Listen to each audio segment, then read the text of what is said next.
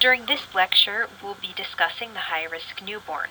It's kind of a neat part of the course because you can begin to put everything together. Here you can incorporate what was normal and the normal transition for the normal newborn, and also so far what you learned about the high-risk pregnancy, labor, and delivery process, and how that affects the newborn. So you'll be able to kind of put a lot of the puzzle pieces together during this lecture. Some of the topics we'll be discussing in the high-risk newborn lecture include intrauterine growth restriction, large for gestational age, just the opposite there, the newborn of the diabetic mother, hypoglycemia, prematurity, postmaturity, the newborn of the substance-abusing mother, respiratory problems, cold stress, and jaundice. There are several risk factors for having a newborn who is at higher risk for mortality or morbidity. This means for death or greater risk for illness. These include low socioeconomic status, no prenatal care, exposure to teratogens or teratogens, you'll hear that pronounced both ways. What's that? If you'll recall, that's exposure to environmental hazards. These can be things that the mother has no control over, or things like illicit drug use. Pre-existing maternal conditions like heart disease, hyperthyroidism, hypertension, or kidney disease. Age and parity. Certainly mothers who are very young and mothers over 35 are at greater risk for having a high-risk newborn. And those who have had more than 5 children. Do you remember what that's called? That's grand multiparity. And mothers who have had pregnancy complications, such as placental abruption, placenta previa, oligohydramnios, which is low fluid level if you'll remember, preterm labor. This is labor prior to 37 completed weeks or prior to 38 weeks. Premature rupture of membranes. If you'll remember, that's when the membranes rupture more than 24 hours prior. Preeclampsia and uterine rupture. So these all place the newborn at high risk. High risk for what? Mortality and morbidity. So again, morbidity is being more susceptible to illness. Mortality is more susceptible to death during the first 28 days. We'll start this discussion with considering intrauterine growth restriction, IUGR. Small for gestational age, SGA, means that a baby weighs less than the 10th percentile for its weight given its gestational age. So if you consider 100 babies at 38 weeks, for example, this baby would weigh less than the 10th percentile. So 90 out of 100 babies at this same gestational age would weigh more than this one. That indicates small for gestational age. Intrauterine growth restriction is where there's advanced gestational age with limited fetal growth. If you look at the picture here, if the baby on the right were average weight for its gestational age, baby on the left is intrauterine growth restricted. You can see it's quite a difference here looking at these two, considering they're both the same gestational age. There are 2 types of intrauterine growth restriction. One is symmetrical or proportional. So as the name indicates, the growth throughout the entirety of the baby is growth restricted. So there's a restriction of growth in the size of organs, body length, and the head circumference. This is generally due to long-term conditions, and often we can see this on ultrasound even at the beginning of the 2nd trimester. So not even half of the pregnancy is over with, and we can see on ultrasound that there is intrauterine growth restriction. This is symmetrical. So if you look, the entirety of the baby seems to be growth restricted. The other type of classification for intrauterine growth restriction is asymmetrical or disproportional. So if you think of this, the birth weight is still less than the 10th percentile. However, it's disproportional. The head and or body length remain normal. Often this is due to impaired uteroplacental blood flow. So at the start of the pregnancy, there doesn't appear to be a problem. So the head and or body length remain normal and continue to grow normally. However, it's not until about the third trimester typically that we can see asymmetrical or disproportional intrauterine growth restriction. Being small for gestational age or having intrauterine growth restriction does come with some complications for these newborns. One of them is fetal hypoxia. So the small for gestational age infant is often chronically lower in oxygen levels in utero because of placental insufficiency. So this gives them little reserve through the process of birth, little reserve to deal with low oxygen levels. So they may have some hypoxia issues when they're born. What kind of decelerations do you think you might see? If there's hypoxia or uteroplacental insufficiency, we may be seeing some late decelerations. Also, they're at greater risk for aspiration syndrome. They may, because of stress, have a bowel movement, the meconium, prior to delivery. So they may go through stress, relax their anal sphincter, have a meconium stool prior to delivery, and aspirate on this. They're at higher risk for hypothermia. So if you think back to the normal newborn lecture, how do newborns keep warm? They have the brown fatty layer. And certainly if they're small for gestational age or have growth restriction, they have less brown fat. However, if they are term, hopefully keeping a flexed position will help control some of this. However, they do have less fat stores. In addition, a complication is hypoglycemia.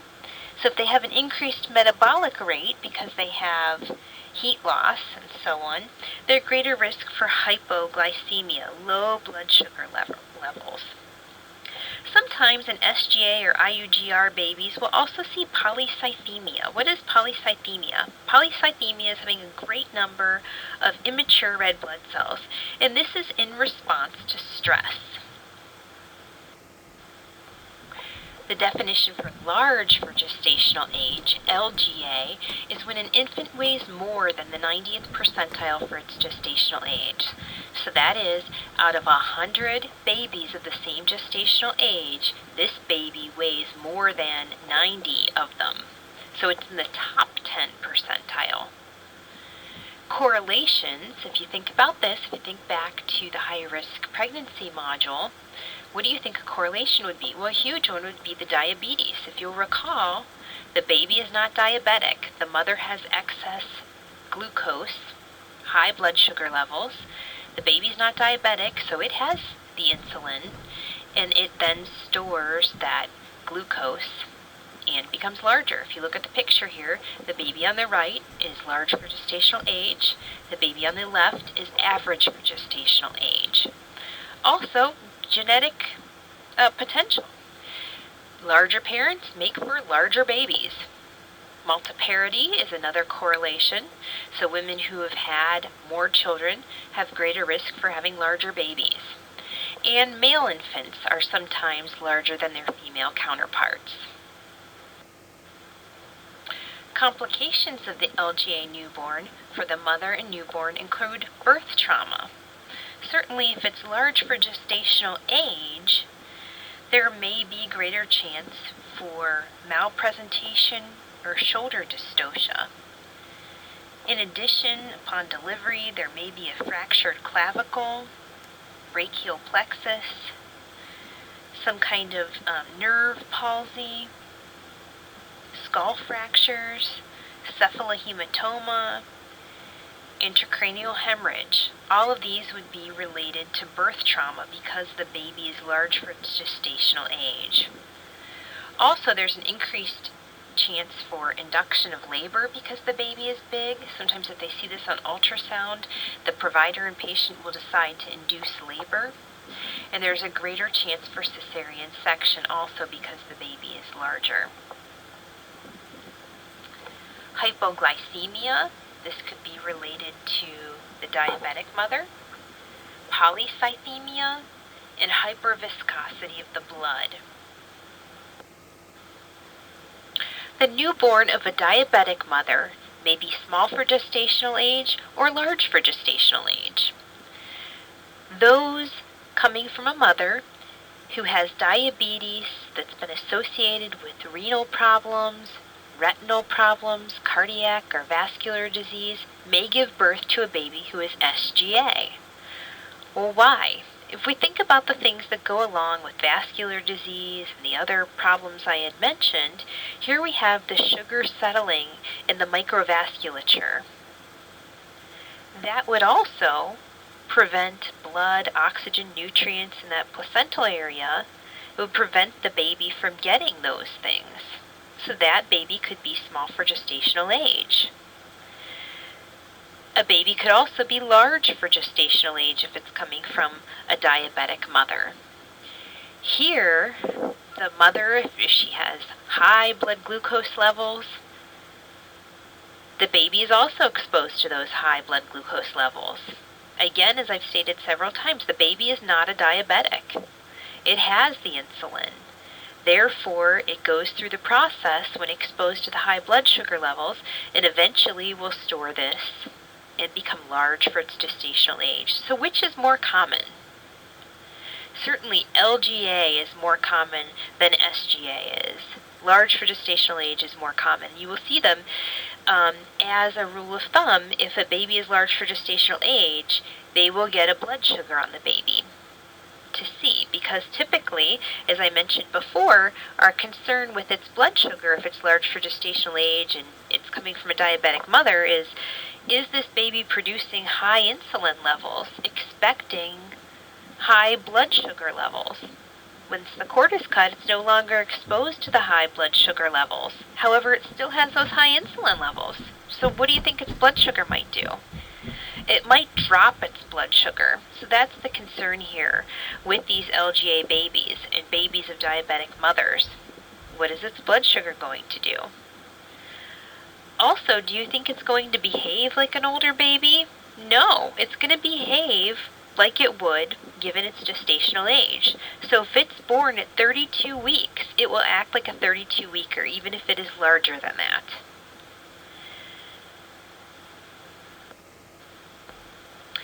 Complications of the newborn born to a diabetic mother include hypoglycemia. What is hypoglycemia for a baby? This would be a blood sugar level of less than 45 milligrams per deciliter. Also, hypocalcemia. This can be related to being born early and also the mother's lab values. Hyperbilirubinemia, or high bilirubin levels, which can be associated with jaundice. Babies born to a diabetic are at higher risk for hyperbilirubinemia because they have less fluid, so they have higher counts. In addition, there's often more trauma associated with their birth, resulting in greater breakdown of these cells. With the immature liver, this will result in hyperbilirubinemia. They often have more birth trauma, as we've discussed, so greater risk for shoulder dystocia, greater risk for cephalopelvic disproportion, where they're too big for the mother's pelvis, so this can result in some birth trauma. They can have polycythemia, higher numbers of immature red blood cells, and this is because they need more oxygen in utero. Therefore, this results in hypoxia. As a compensatory mechanism, the body produces more red blood cells, so we will see a high number of immature red blood cells. These babies are at greater risk for respiratory distress syndrome because the LS, lecithin, sphingomyelin, and the PG factors are affected by the mother being diabetic. In addition, they're at greater risk for congenital malformations. These can include ventricular septal defect, left or right ventricular wall hypertrophy, colon issues, kidney issues. So there can be quite a host of things here that are complications for the baby of a diabetic mother. Hypoglycemia. In reviewing the last slide, what is hypoglycemia for a baby? Again, this is a blood sugar level of less than 45 milligrams per deciliter, and this will vary institution to institution, but as a rule of thumb, that's a good one. Signs and symptoms. When might you think that a baby is hypoglycemic? If you see tremors, or in very severe cases, seizures. If the baby is apneic, what does apnea mean? This is where it would be holding its breath. Now, it's normal for a baby to breathe kind of irregularly, but if you see that it's kind of forgetting to breathe, it's having episodes of apnea where it's holding its breath, or cyanosis, turning blue, temperature instability, poor feeding. If the blood sugar becomes too low, you'll see that it's too kind of tuckered out, doesn't even have the energy to eat, so you may see poor feeding, and hypotonia, lack of tone. For the hypoglycemic baby, what are the nursing implications? We would expect if a baby is large for gestational age to get a blood sugar at about an hour of life. What do we do if a blood sugar is less than 45 milligrams per deciliter? We would want to feed the baby. If a baby is unable to eat, perhaps it's too small, perhaps it doesn't want to eat and we can't force it to eat, perhaps it's so hypoglycemic that it cannot eat, we would expect an IV of dextrose solution to be administered to the baby. We will then recheck blood sugars after the feeding to see what the blood sugar level is. Again, this would be ordered on the individual baby by the provider. However, this is a general rule of thumb. For a large gestational age baby, we would check it at an hour. And if it's less than 45, we would feed the baby. We want to get the blood sugar back up again. So we'll feed the baby. If it's breastfeeding, we'll encourage the mother to put the baby to breast to get colostrum. If it's bottle feeding, we would expect that. In scenarios where the baby cannot eat or will not eat, or the blood sugar level does not come up adequately, we may see an order for a dextrose solution IV. A premature baby is a baby who is born preterm. So we talked about a pregnancy being term when it is between 38 and 42 weeks gestation. So preterm would be when it's delivered prior to 38 weeks. The book says prior to 37 completed weeks. So this means preterm would be up to and including 37 weeks and 6 days. Note that in the clinical setting, some clinical places will say 36 weeks is term. We will be using the textbook definition of 38 weeks or 37 completed weeks for the definition for preterm. The incidence is about 12% of deliveries. Certainly, if you're at a tertiary care center, you will be seeing this more than you would at a level 1 or less risky kind of facility. The concern here is essentially all of the body systems are premature, and we'll talk about how this affects many of the body systems. So this makes the transition to extrauterine life even more complex. We talked about in the normal newborn lecture the complexities associated with a baby going from kind of the fetal intrauterine state where the placenta and the mother's body is doing much for the fetus. Now, this preterm baby is expected to go through all those extrauterine life changes with immature body systems. So starting with the cardiovascular and respiratory systems, a premature baby is at great risk for respiratory distress syndrome, RDS. This is an issue because there's an inadequate amount of surfactant, and surfactants is what is used for lung compliance, so you can kind of blow up those alveolar sacs in the lungs. Also, the pulmonary vessels aren't fully developed, so the musculature in the pulmonary vessels isn't completely developed, so this can lead to problems with breathing. Cardiovascular-wise, premature babies are at great risk for PDA, patent ductus arteriosus, which we discussed during the normal newborn lecture. Remember, the ductus arteriosus was there for fetal circulation, and we should see this be closing. However, premature babies may have a patent ductus arteriosus, leading to more blood flow through the lungs, leading to respiratory distress syndrome. Another complication from the premature baby could be thermoregulation issues or keeping warm. We have a couple factors in play here. For the preemie baby, they have a great body surface area for not much mass. So they have a great body surface area, but they're pretty thin. They have little subcutaneous fat. If you recall, that brown fatty layer was used for thermoregulation while the baby was learning how to eat, while the mother's breast milk was coming in. Here, the preemie has much less subcutaneous fat. In addition, they have thin skin, so this can allow heat to leave the body. And we also talked about the baby having a flexed position and how kind of curling up in that fetal position helps keep them warm. And if you recall, on doing the age assessment, the gestational age assessment, more immature babies have less flexion than a well-developed or full-term or post-dates baby would have. So often, we will help these babies maintain thermoregulation. They're having a neutral thermal environment. We'll often put them in an isolette, and you can kind of see that here in this picture. Kind of looks like a clear plastic box, for lack of a better word, and we can provide them with heated air in this kind of environment to help keep them warm, so they're not using all of their energy just trying to maintain a neutral thermal environment, and we certainly don't want them to become cold stressed, which we'll be talking about. Premature babies also have gastrointestinal and genitourinary complications. We know that their reflexes probably aren't going to be as well developed as a term baby. Therefore, they can have problems sucking and swallowing, and they have a poor gag reflex. So they may tucker easily if we're trying to orally feed them by breast or bottle. They might not be able to suck and swallow all of the feeding that they need, and they have a poor gag reflex, so they're at risk for aspiration. In addition, they have a small stomach capacity and difficulty absorbing fat.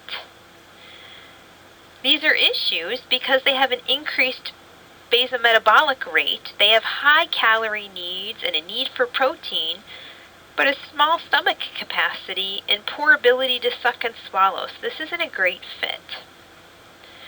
In addition, they can have calcium and phosphorus deficiency. Typically, these are deposited in the third trimester. So if the baby is born prior to the third trimester, or doesn't make it all the way through the third trimester, they may have low calcium and phosphorus. They're at risk for necrotizing enterocolitis. You may hear the staff call this simply NEC. So if they have decreased peristalsis and potentially decreased blood flow to the intestine, they're at risk for infection, so they may get necrotizing enterocolitis. And with this, they can lose large portions of their intestine. It can actually be life-threatening, so this is problematic. As far as genitourinary concerns, they may have immature kidneys. This can be a problem with formula. Much of this is processed through the kidneys, and protein is processed through the kidneys. So they have immature kidneys and a decreased glomerular filtration rate, and this can impede their ability to process excess fluids. They also have a limited ability to concentrate urine. With all of this in mind, as far as feedings are concerned, we will often see them use TPN, total parenteral nutrition, initially, or if they're able to use it, or when they're able to use it, we'll start gavage feedings or NG feedings, and then slowly, as the baby is able to tolerate it, introduce oral feedings through bottle and breast. Once the baby is able to do all of the feedings orally, we're very encouraged by that. So you may see them in healthy situations starting to wean the baby to a crib so that it can maintain temperature on its own as long as it's gaining weight and able to do all of its feedings by mouth. You may also see them fortifying breast milk or using special formulas for these premature babies. Premature babies often have hepatic, hematologic, and immunological complications. They're at risk for hypoglycemia, What is hypoglycemia? Again, it depends on the facility, but typically this is a blood sugar of less than 40 or 45 milligrams per deciliter. Why are they at risk for hypoglycemia? Well, they could be stressed or have cold stress. And again, preemies have poor stores. They often have low iron stores. Iron is stored in the liver, so if their liver is immature, we expect that they'll have less iron store.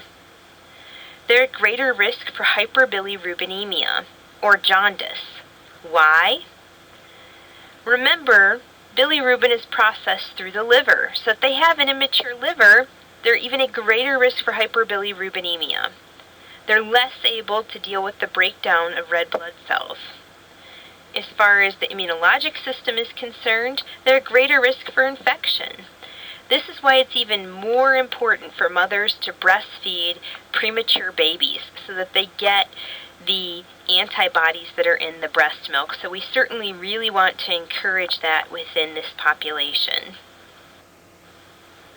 Neurologically, the baby's brain is developing very rapidly during the 3rd trimester. So if the baby is born prior to this, this can be interrupted. So we see a couple of things here that a baby is at risk for who's born prematurely.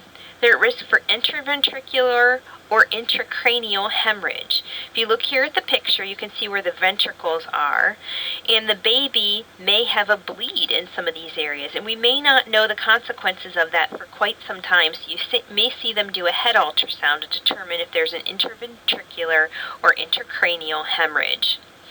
In addition, it's the baby's neurosystem that tells it to breathe.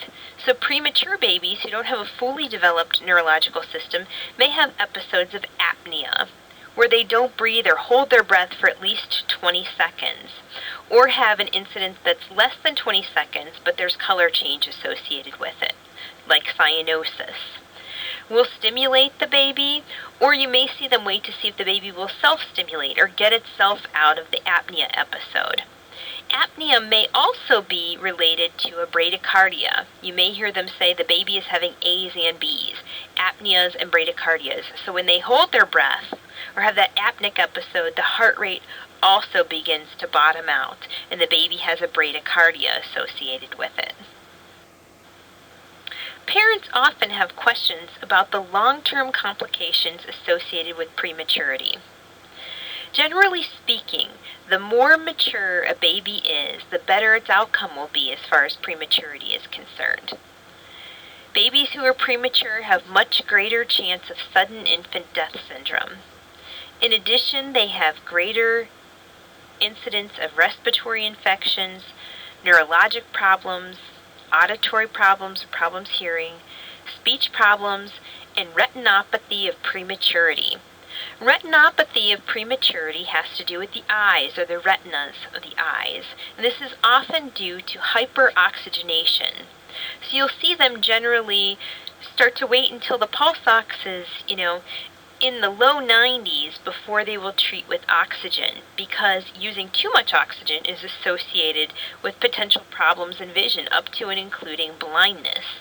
Many of these long-term complications we may not see for a while, even until the baby becomes a child and goes to school or starts to have developmental delays. So this can be a big source of concern for parents, and as providers it's difficult because many times babies are discharged and we don't know what their long-term life is going to be like. However, certainly premature babies are at greater risk for having these problems than term babies would be. When caring for premature babies, we'll expect to do cardiac and respiratory monitoring. Typically, babies will have on EKG leads and respiratory monitors and also a pulse ox, so we can see continually what their status is. We would be monitoring cardiac function, possibility of bradycardia, which I mentioned, respiratory-wise, possibility of tachypnea, or apneic episodes. So we really want to keep a close eye on these, so they will be on the monitor until discharge typically. Also, we want to meet their growth and development needs. Here in this picture, you can see the baby is kind of wrapped up and swaddled. What we're trying to do is kind of recreate the uterus. So keep the baby in a warm environment in that isolette. If it needs oxygen therapy, we would be doing that. Also, you'll see positioning, developmental positioning, kind of putting the baby in that fetal position. Certainly, we would not send the parents home with a positioner. But while we have the baby on the monitors, this is something safe that we can do because the baby is on the monitor, so there's not a risk of it becoming entrapped or kind of tangled in that. Also, underneath of this, they'll kind of have we call it lamb's wool, but it is manufactured, so it's safe and that kind of thing, to help position the babies and to really comfort them. Often you'll see them kind of put a blanket over the isolette to kind of keep it warm and dark in the isolette. Like I said, we just kind of want them to grow. We'll provide nutrition.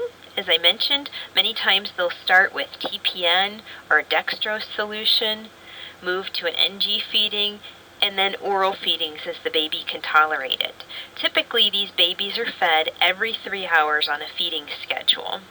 So they'll start with 1 oral feeding as the baby tolerates it, and then they'll work their way up to 8 feedings. So if the baby's eating every 3 hours, there would be 8 feedings within a 24-hour period. There may be, as I said, calories added to breast milk if the mother is nursing and using a breast pump while the baby is learning how to eat effectively at the breast, or they may use special formulas. We're going to maintain fluid and electrolyte balance, so sometimes these babies will be on an IV for that. Maintain thermoregulation. This is often done in the isolette. Infection prevention is very, very important. As I said, they have compromised immune systems, they're at risk for necrotizing enterocolitis, so we certainly want to make sure that we are using sterile technique for sterile procedures, that we are hand washing, and also parents are asked to hand wash as well. And we really want to promote bonding. This is often an unexpected kind of occurrence for parents, or it's not what they had in mind when they found out they were pregnant or pictured themselves becoming parents. So this can be a really scary time for them. We want to encourage them to touch the baby if the baby is stable enough for them to do skin to skin, even if the baby is getting an NG feeding. If we can, if the baby is stable enough, have them hold the baby while the baby is getting the NG feeding. If the mother wishes to nurse, put the baby to breast while it's getting the NG feeding so that it associates being at the breast with becoming full. As much as we can do to promote bonding for both the baby and parents, the better both of them will be.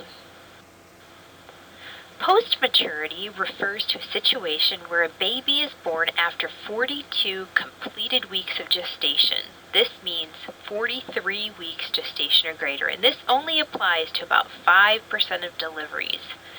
Complications from this include hypoglycemia, or low blood sugar levels less than 45 because of depletion of stores.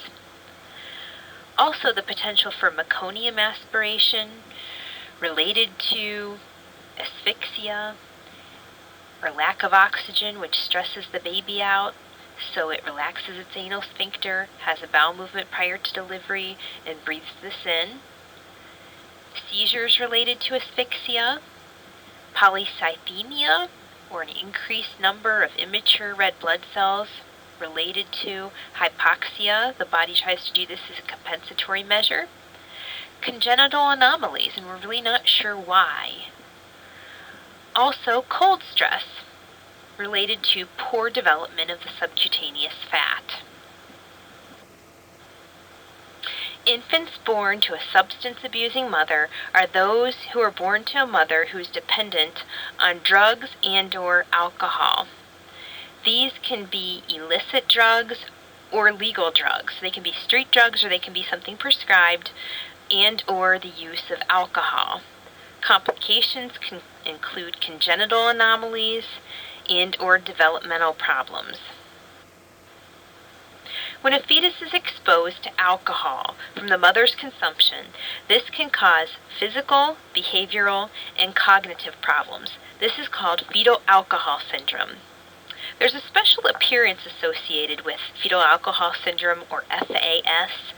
This is a flat nasal bridge, a smooth frenulum. The frenulum is the area of skin between the nose and the upper lip, and a thin upper lip. In addition, they're often short in stature. They have microcephaly. So cephaly is the head. What's micro? Small, so often a small head, and a thin appearance. They can sometimes have long-term complications that can even reach into the school and adult years. These include impulsive behavior. They can have cognitive impairments, speech and language problems, and learning disabilities. As we discuss drug abuse, the mother may be using legal or illegal drugs. So they could be street drugs, such as cocaine or methamphetamines. They can also be legal drugs. Perhaps she has a pain problem and she's addicted to pain medications. Risks to the fetus or newborn include asphyxia, infection. They could be small for gestational age or large for gestational age. Often they can have low APGAR scores. This could be associated with a need for resuscitation. Or if she's addicted to morphine, perhaps the baby is born with respiratory compromise. They can have respiratory distress, congenital anomalies, behavioral problems, and many times these babies can go through withdrawal, and we'll start to see this at about 48 hours after delivery. Long-term problems associated with substance abuse of the mother during pregnancy include developmental problems, cognitive problems, social problems. We can even see this very early with bonding, inability to become social. Behavioral problems. This can even include the ability to have feelings associated with anger, happiness, emotional issues. GI problems, and also respiratory problems. How do we expect to care for the newborn of a substance-abusing mother? First of all, if we know about this ahead of time, we should promote prenatal care so that we're getting her the help she needs during the pregnancy. In addition, you'll often see an order for a newborn drug screen. We can collect urine from a baby using what we call a U-bag. It's kind of a bag with a sticky substance around it that you can either put over the penis if it's a boy or attempt to get it around the labia of a girl to collect a urine specimen. With an order, we would want to do this as soon as possible after delivery so that if the baby does have the drug in its system, it's not cleared prior to us being able to get the specimen. We would want to get social service involved so that we can see, is the mother going through treatment? What are the plans for this baby? Does she have other children? Where are they? Is she caring for them appropriately? Can she care for this baby appropriately? If it's not appropriate for her to maintain care for this baby, where should the baby go? Does she have family involved? All these questions, social service can help us get answers to provide a safe environment for the baby and one that's best for both the baby and the mother. Students often have questions about child abuse as it pertains to this. If we have a positive drug screen on the baby, it is considered child abuse. Otherwise, it's child endangerment. Does that mean that the baby will be taken away? That's another common question that students have and patients have. Not necessarily. Social services and children's services would look at the situation and determine where the baby is, where it would best be placed. If it should be with family, if it should be in foster care, if the mother's situation is appropriate for the baby to come home to it. So that is not directly up to nursing, although our input is valuable, and it's very important that we document on bonding and on parent interactions with these children as well as all children. We would expect medications to potentially be administered. Well, if the mother is addicted to, let's say, morphine, we would get an order for a very small amount of morphine, and the baby would be weaned from that. We don't want it to go through withdrawal. It can go through DTs just like an adult going through withdrawal can, and that can be life-threatening. So the baby is weaned in a couple of ways. One of them is through the baby just gaining weight and growing. So, for example, if I gave you Tylenol when you were an infant, it would be effective. However, it probably wouldn't be effective for your adult weight. So, by giving the baby what it is addicted to, I use the example of morphine, by the baby gaining and growing weight, it kind of weans itself. In addition to that, we will do abstinence scoring, so we will look at some things that will indicate how well the baby is doing, or how it's not doing well, and adjust the dose based on that, and hopefully we'll be able to wean down very slowly. We'll want to reduce withdrawal symptoms. These could include excessive sucking and then projectile vomiting, diarrhea, skin excoriation, sweating, inability to sleep for a period of time. These are all signs that the baby is agitated. Also crying or a high-pitched cry, difficulty consoling. So we'll consider all these things in the abstinence scoring that we'll be doing. So these are all assigned a number, and then we're given a number based on the total of all of those things. And the docs may use this as a decision factor when they're looking at the medication and the decision to wean down, or does the baby need more? Is it not tolerating a wean? Sometimes it's, one step back, 2 steps forward, so that it can take a very long time to get a baby off the medications. Small, frequent feedings are often helpful. Like I said, if the baby is sucking excessively and then it can projectile vomit, sometimes some of this can be alleviated by doing small, frequent feedings. We want to monitor their GI status. Are they having diarrhea? Are they vomiting from all of this? We'll also want to provide them with comfort. As I said, they can have a difficult time consoling themselves. What can we do? We can try to swaddle them. We can give them a pacifier for some non-nutritive sucking, and try to calm them. So in an upright position, you might see staff kind of gently rocking a baby, talking to the baby. We want to provide skin protection, especially since the baby is at risk for skin excoriation. So this could include something like Desitin to the bottom. And also decreased stimulation. So often these babies are put in a quiet area of the nursery. One, because they need the decreased stimulation. If it's hard for them to rest and they're getting some sleep, being a noisy part of the nursery where other babies are crying or there are bright lights or staff talking can really get these babies agitated. In addition, we want the other babies in the nursery to be able to, grow and gain weight without being disturbed. Also, if these babies are in the hospital for a prolonged period of time, it's important that we keep them on task developmentally. So it's important that we talk to them or show them bright colors, or you might see them use a mobile within safe situations. Because developmentally, we want to try to keep these babies on task. So we may also see occupational therapy coming in to work with these babies so that they're starting to be social, so they can start to hold their neck up and meet all the developmental milestones that they should be. Every baby has a metabolic screening done when the baby is greater than 24 hours of age. This looks for potential inborn errors of metabolism. There are quite a number of tests here that are tested for. I'll go over some of the most common problems. In order to complete this test, the heel will be poked and blood is collected on a piece of filter paper. As you can see in the picture, there are some circles on the filter paper. The circles are filled with blood. That specimen is then sent to the state where it's processed, and the results are sent to the pediatrician. So in your clinical setting, you probably will not see the results of these in the hospital. Phenylketonuria, PKU, is a phenylalanine amino acid disorder where the body is unable to convert excess phenylalanine to tyrosine, and this leads to cognitive problems.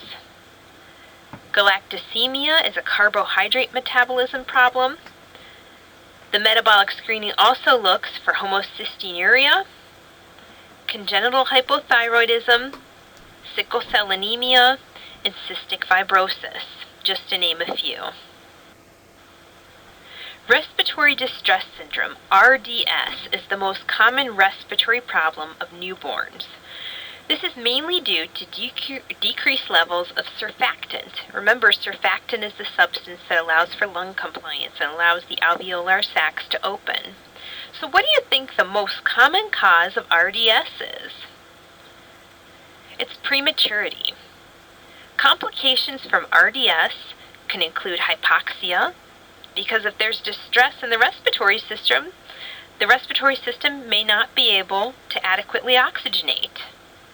This can then lead to respiratory acidosis and metabolic acidosis, so we would see low pH levels.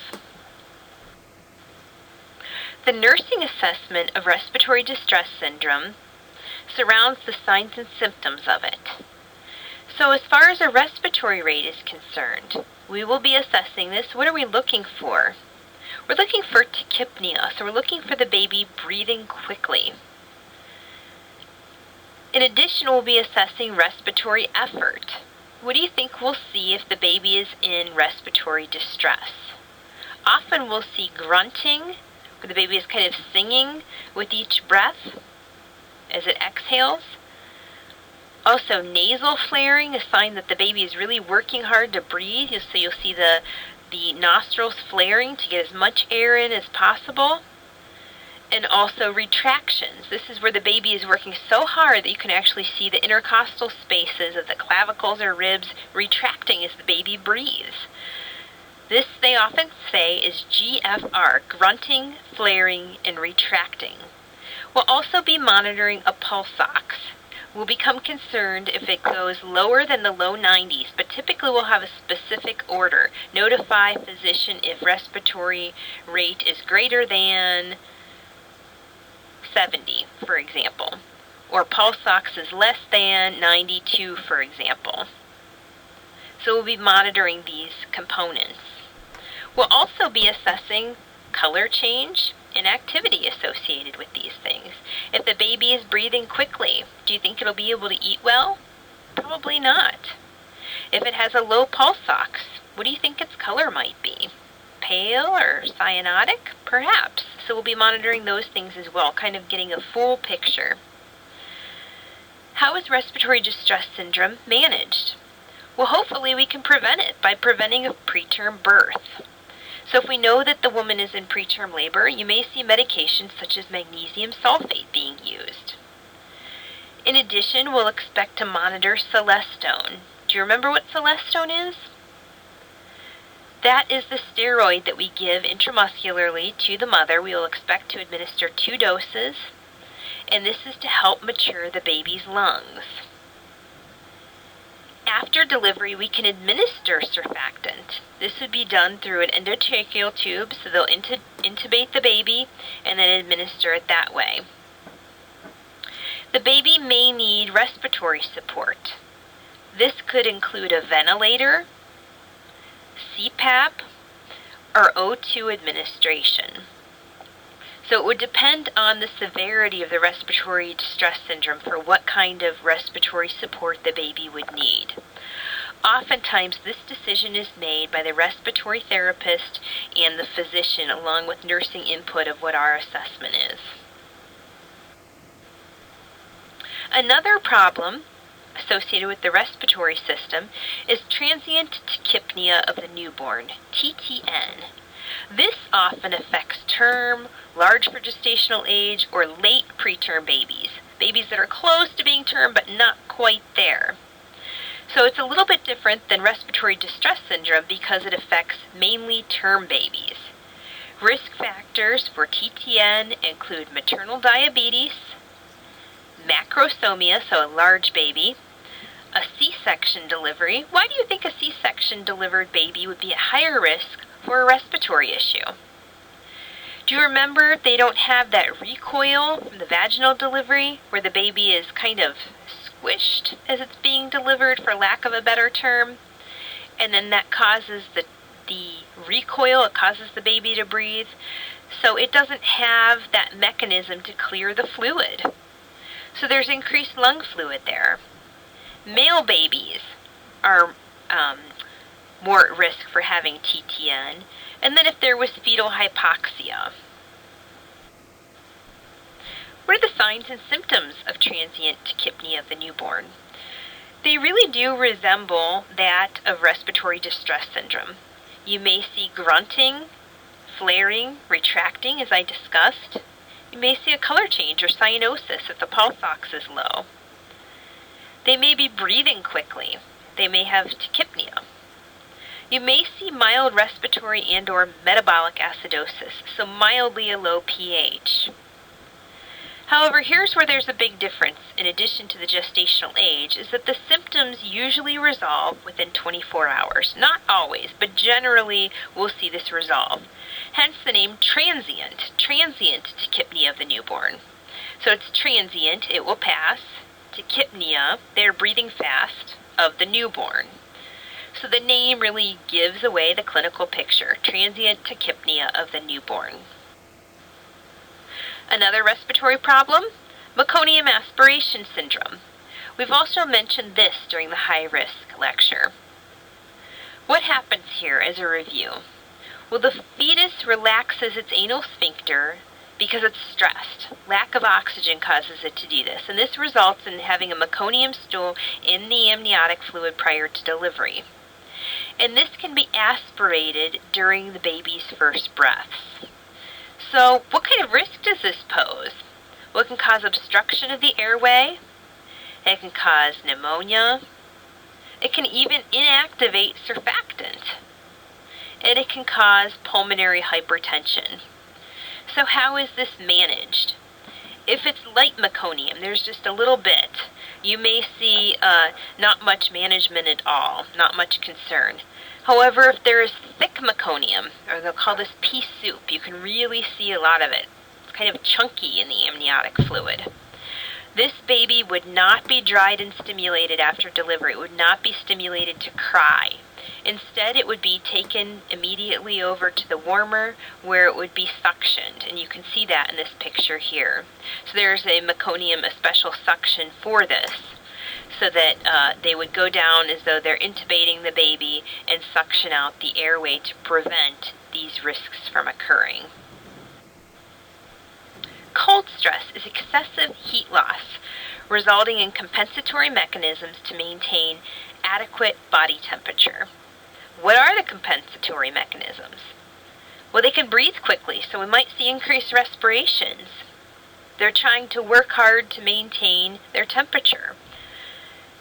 And they may have non-shivering thermogenesis. What does this mean? This means gaining temperature, or thermogenesis, through using the brown fatty layer. As a review, how does heat loss occur? Do you remember a few of the factors? Conduction, convection, those were a couple of them. Evaporation is a big one right after delivery because the baby is wet. So when we dry and stimulate, we're encouraging the baby to breathe, and we're drying the baby to prevent evaporation. Who do you think is at greatest risk for cold stress? A baby who is large for gestational age, a baby who is average for gestational age, or one who is small for gestational age? Who has the least amount of brown fat for maintaining body temperature and inability to remain in a flexed position? Oftentimes those are preemies. Small for gestational age babies are at greatest risk for cold stress. Cold stress is very concerning because it can result in other problems. Decreased surfactant production, so this would lead to respiratory problems. It can lead to metabolic acidosis, hypoglycemia, and hyperbilirubinemia.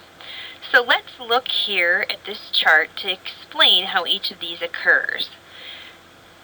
We will move left to right. So looking at cold stress, this can cause the release of norepinephrine in order to stimulate brown fat metabolism to keep the baby warm. In doing this, there's pulmonary vasoconstriction, which results in decreased blood flow through the lungs. So if there's decreased blood flow through the lungs, there's going to be hypoxemia, which results in acidemia. And that again plays into this through increasing the pulmonary vasoconstriction. Cold stress also results in decreased surfactant production. So this results in atelectasis and decreased oxygenation, which leads to hypoxemia. Cold stress can lead to increased anaerobic metabolism, which leads to increased fatty acids, therefore hyperbilirubinemia. So a baby who's under cold stress can then become jaundiced. Cold stress can lead to an increased metabolic rate as the baby is trying to keep warm, which means that the baby needs more oxygen. This means that the baby needs more glucose, and that leads to hypoglycemia, or a blood sugar of less than 40 or 45. So just being cold can make the baby have breathing problems, have low oxygen levels, be in metabolic acidosis, low blood sugar levels, and even become jaundice. And this visual does a really nice job showing how each of these things results from cold stress. So it's very important, particularly in these preemies and in these babies who are small for gestational age, who are greater risk for cold stress, that we keep them warm. That's why a neutral thermal environment is so important for these kiddos. Jaundice can place a baby at risk. Now, as a review, we've talked about this during the normal newborn lecture and also during the high-risk pregnancy lecture. So much of this will be a review for you. Physiologic jaundice occurring after 24 hours of life can be normal. However, it is very concerning when jaundice is present within the first 24 hours. This may lead to kernicterus, which is the unconjugated bilirubin settling in the brain. This can lead to permanent and irreversible brain damage. This can also lead to hydrops fetalis. This is anemia, severe edema, and organ shutdown associated with maternal antibody attachment. So, as a review, when is this most frequently seen? These are most frequently seen with alloimmunization. That would be when there's Rh sensitivity. Is an Rh negative mother at risk for this, or Rh positive mother at risk for this? It's an Rh negative mother who is pregnant with an Rh positive fetus who has already formed antibodies against Rh positive blood. That is who is at risk for this. Also, we talked about ABO sensitivity. So if a woman is type O and the baby is A, B, or AB, and she's exposed to that, she can have a reaction as well. So again, most concerning when jaundice is present during the first 24 hours. That means that bilirubin level is really pretty high, so we'll be expecting to draw a Coombs and indirect Coombs from the mother and the baby. For further information, feel free to review the normal newborn and high-risk pregnancy. I did want to review this, however, I don't want to be too redundant. But jaundice does place a baby at high risk, and some of the high-risk diagnoses that we've talked about already lead to jaundice. Management for jaundice might include phototherapy, as we've talked about. The Billy lights, the Billy blanket. The light can help the breakdown of the bilirubin so that the baby can excrete it. We talked about maximum skin exposure being important. We talked about protecting the baby's eyes during this. Also, in very severe cases, where we're thinking that there may be Rh sensitivity involved or ABO incompatibility, there may be an exchange transfusion.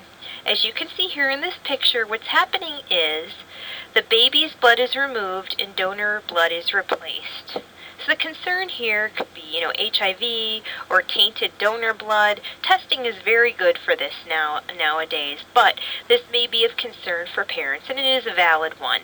However, like I said, testing is done on the blood. This would come from the blood bank. This concludes the high-risk newborn lecture. If you have any questions, I'd like to hear from you. Thank you.